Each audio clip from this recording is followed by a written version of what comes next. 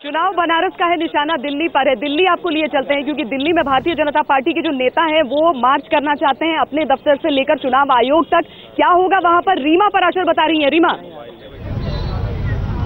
बिल्कुल श्वेता, देखिए प्रोग्राम तो यही बनाया गया था कि दिल्ली का जो पंत मार्ग पर ऑफिस है वहां से रविशंकर प्रसाद, मुख्तार अब्बास नकवी और एक डेलीगेशन निकलेगा कार्यकर्ताओं के साथ और यहां जहां हम चुनाव आयोग के दफ्तर के बाहर खड़े हैं यहां तक पहुंचेगा। लेकिन जाहिर तौर पर सुरक्षा के चाक चौबंद इंतजाम यहां पर कर लिए गए हैं और अब जो व्यवस्था है उसके मुताबिक गोल डाकखाना जो हमारे पीछे है वहीं पर उस डेलीगेशन को रोक दिया जाएगा और उसके बाद 4 नेता पहुंचेंगे लगभग 12:30 बजे एक मेमोरेंडम देने के लिए चुनाव का आयोग को, और उसमें ये बात कही जाएगी कि चुनाव आयोग किसी भी पॉलिटिकल पार्टी के दबाव में काम ना करे और बल्कि एक निष्पक्ष संस्था के तौर पर काम करे। ये बात जो अरुण जेटली लगातार कहते आ रहे हैं, वही दिल्ली में जो टोकन एक तरीके से हम कहेंगे कि हमला बोलने की तैयारी है वो बीजेपी अब से कुछ ही देर बाद शुरू करने वाली है।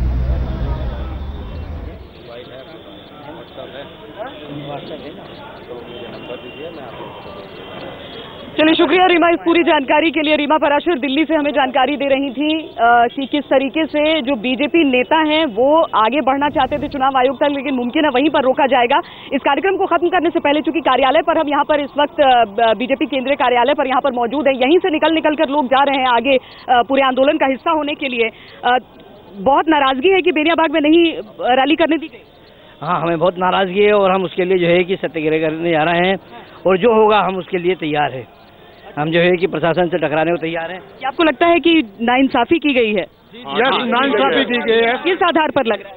ऐसा इसलिए है कि राहुल गांधी को भी उन्होंने आगे परमिशन दी है और इनको नहीं देना का मतलब एक सरासर अन्याय किया गया है और ये बहुत गलत दिया गया है, ऐसा नहीं करना चाहिए। तो गंगा आरती के लिए जो मना किया गया और नरेंद्र मोदी ने कहा कि माँ बेटे के रिश्ते को समझना चाहिए, तो गंगा आरती के लिए रोकना क्या सोच रहे हैं? गलत बात है। गंगा आरती तो हर हिंदू तो कर्तव्य है, इसको आरती होने देना चाहिए और परमिशन देना चाहिए गवर्नमेंट को। इससे ये दर्शाता है कि सांप्रदायिकता की बात ये कांग्रेस और चुनाव आयोग कर रही है। नरेंद्र मोदी के लिए जो आंदोलन यहाँ पर हो रहा है, जो सत्याग्रह हो रहा है यहाँ पर, उसका हिस्सा आप भी बनने जा रही है? हाँ, हम भी बनने, बिल्कुल बनने जा रहे हैं हम नागपुर से। लोकशाही प्रशासन में ये यूपी के सरकार की तानाशाही लग रही है। अगर जो उम्मीदवार यहाँ से इलेक्शन लड़ रहा है उसी को यहाँ सभा करने से रोकना, वो तो एक नंबर की तानाशाही। ये लोग मायावती तो कहती हैं कि बीजेपी और समाजवादी पार्टी मिल गए कि प्रशासन ने ऐसा किया, आप लोगों को मुद्दा मिल गया। नहीं मैडम, ऐसी कोई बात नहीं है। ये प्रशासन एक पक्षीय कार्रवाई कर रहा है।